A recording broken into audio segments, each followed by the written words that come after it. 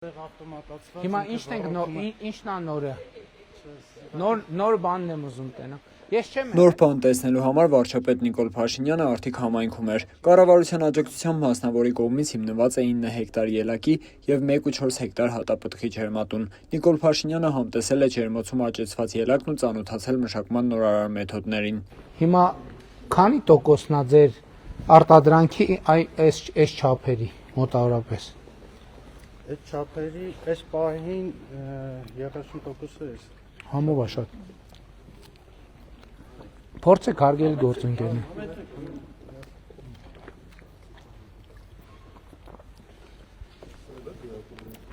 Վարչապետն առաջարկել է նաև հատապտուղների արտահանումն ու տեղափոխությունը կազմակերպել օդային տարբերակով։ Այդտեղ էլ կարող ենք աջակցության ծրագիր անել, օդային տրանսպորտով արտահանումը ապահովելու համար, որովհետև դա արագ է, մասնավորապես ասենք այն ինչ որ շատ արագ է փչացող մոշա,